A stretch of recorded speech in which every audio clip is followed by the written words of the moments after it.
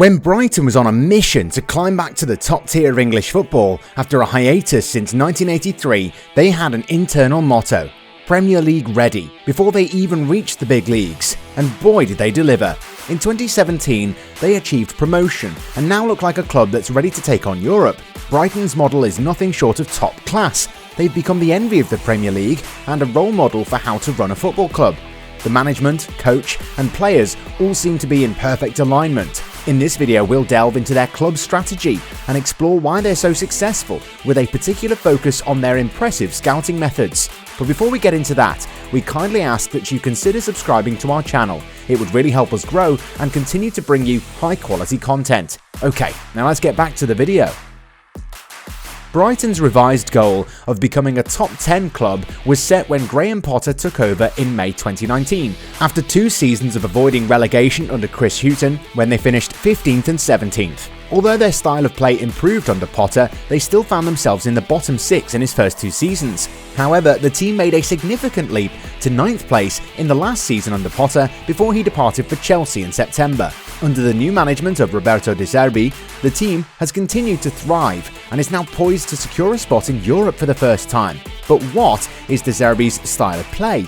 It might not be entirely revolutionary or unprecedented, but in the Premier League it's never been done with such audacity and purpose. Brighton, like many top teams, plays out from their goalkeeper. But what sets them apart is their willingness to patiently recycle the ball in their own half, even for up to 10 or 15 passes. This results in De Zerbi's teams enjoying more than 70% possession, a strategy that goes against the conventional wisdom of modern football. However, De Zerbi argues that central defenders should take pleasure in holding the ball and building the game from the back, knowing that everything starts with them. The idea is to provoke the opposition into overcommitting, at which point Brighton can play their way out and exploit the open spaces. It's a tactic that turns the doctrine of high pressing in on itself, as seen in Brighton's victories over Liverpool this year.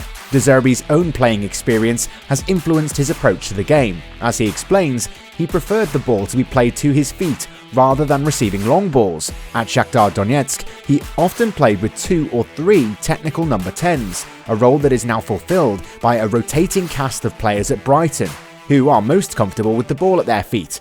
With a modest squad, a little time, and a human touch, De Zerbi has taken one of the Premier League's lower-income clubs to the brink of Champions League football, challenging established conventions in the process. Moreover, Brighton's impressive scouting and recruitment strategy has been turning heads in the football industry. They've managed to source talented players at low costs, such as Moises Caicedo and Alexis McAllister, and have nurtured promising youngsters like Evan Ferguson into senior international players. So how do they do it? And is their model sustainable? The secret to their success lies in owner-chairman Tony Bloom's worldwide data on players, which is filtered through his own software and kept secret even from those within the club. Brighton purchases this data from Bloom's company, Star Lizard, and Scout to send a list of names to watch and report back on. The data takes into account factors like age and match minutes to identify potential gems. But having the data is only part of the equation. The real skill lies in knowing how to use it to find players who will fit well within the club. Brighton's model is making a big impression on recruitment specialists, executives, managers, and agents throughout the football industry. And while it remains to be seen if their model is sustainable in the long run, their success so far is certainly worth taking a closer look at. One unique aspect of their approach is their focus on scouting players by position rather than by region. To further strengthen their scouting team, they recently hired John Doolan, a former Everton centre-forward, as their new centre-forward scouting manager. According to Les Reed, a former FA technical director and vice chairman of Southampton, having someone with a deep understanding of certain positions, such as strikers, is crucial for successful scouting. This attention to detail has helped Brighton identify talented players in pools where they can gain an advantage, since they cannot compete with the wealthiest clubs in terms of fees and wages. Brighton's model has proven successful, with examples such as Evan Ferguson, a young striker who attracted interest from Liverpool and was signed by the Brighton Academy. money. Their method has also been attractive to South American players, who see Brighton as a stepping stone to grow before moving on. Ecuadorian left-back Pervis Estupiñán joined Brighton from Villarreal last summer for £15 million and has been an outstanding replacement for Marc Cucurella, who was signed by Chelsea for a fee that could rise to £63 million. While data plays an important role in Brighton's approach, it's not the only factor considered in player recruitment. Scouts on the ground with a keen eye for a player are also crucial. According to one rival club, Brighton has found a balance between data and traditional scouting methods.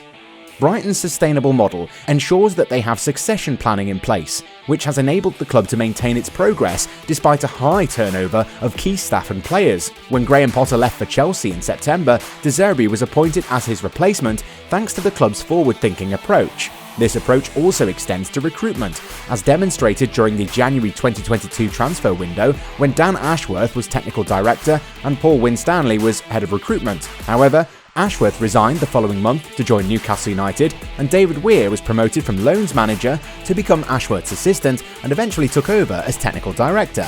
Similarly, when Winstanley departed in November to join Potter at Chelsea, Sam Jewell was appointed as the new head of recruitment, having worked his way up through the ranks over the past 7 years. Jewell played a vital role in the signings of Caicedo, McAllister, Buonanotte and Paraguay prospect Julio Enciso, demonstrating his ability to communicate effectively in Spanish. Brighton's model has been developed gradually over time by Bloom and Barber, with Premier League survival being the primary goal for the first 2 seasons after promotion from the Championship in 2017. When Potter took over from Chris Hughton, the club aimed to establish itself as a top 10 club by not only refining their style of play, but also building a younger squad. This strategy has paid off, thanks to the gradual growth that began in 2011 when the club won the League One Championship at Withdean Stadium before moving into the newly built Amex Stadium. Brighton has experienced its fair share of ups and downs in the unpredictable world of scouting and player recruitment. Despite the wealth of data and research available, it's impossible to account for all the variables that can affect a player's performance, such as injuries, changes in form, and the challenges of adjusting to a new environment, particularly for foreign players. Even with the most careful planning, mistakes can still happen. For instance, the club spent a significant sum of £30 million on Dutch striker Jurgen Locadia from PSV Eindhoven in January 2018, but the deal didn't work out as expected. Similarly, they acquired Iranian winger Alireza Jahanbakhsh from AZ Alkmaar for a sizable sum in July 2018, but unfortunately, that deal also failed to deliver the desired results. So how long can Brighton continue to lose their best players while still making progress? It's a question on the minds of many fans, particularly as both McAllister and Caicedo could be on the move to bigger clubs this summer. But according to Jennings, the club has built up trust and a global reputation within the footballing community, making it an attractive destination for talented players. In fact, the model of selling players for significant amounts of money to maintain sustainability has actually contributed to the club's success. It creates a desire among other players to join Brighton, knowing they will be given opportunities to shine and potentially move on to even bigger clubs. Brighton's success in player recruitment is not a stroke of luck, but a result of careful planning and foresight. They often line up players well in advance, identifying those who can be developed into first-team players. For example, Simon Adingra was purchased from Danish side Nordsjælland for £6 million last summer and immediately loaned to Belgium club Union Saint-Gilloise, where Bloom is the co-owner. This is the same path that Mitoma followed last season.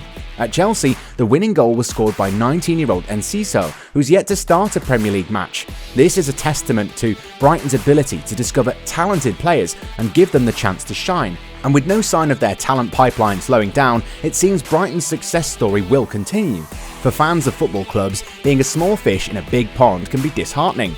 The constant reminder that every team is just a small piece of the larger football universe can sometimes make it feel like achieving success is out of reach. But for Brighton, being part of the food chain has actually been beneficial. By acquiring talented players at a low cost and selling them for a significant profit, the club has been able to fuel its own growth and reach the best form in its history. Ultimately, Brighton's success lies in its sensible and savvy approach to scouting and recruitment. They don't have any cheat codes, they simply have a humble model that works. It's like going to a supermarket to buy fresh chicken at a higher cost rather than driving out to the farm. For those who want to buy, it'll cost you. It's clear that Brighton Hove Albion FC have developed a smart and sustainable model for their recruitment and scouting processes. While losing key players can be dispiriting for supporters, Brighton's ability to attract and develop talent has allowed them to maintain their progress and compete at the highest level. Their approach to identifying and nurturing young players has not only been financially beneficial for the club, but has also contributed to their growth and success on the pitch. Ultimately, Brighton's focus on long-term planning and investment in youth development has positioned them as a club to watch in the Premier League and beyond. We'd love to hear your opinions on this exciting club, so please share your thoughts in the comment section below. And if this account has piqued your interest, make sure to hit that subscribe button for more fascinating stories.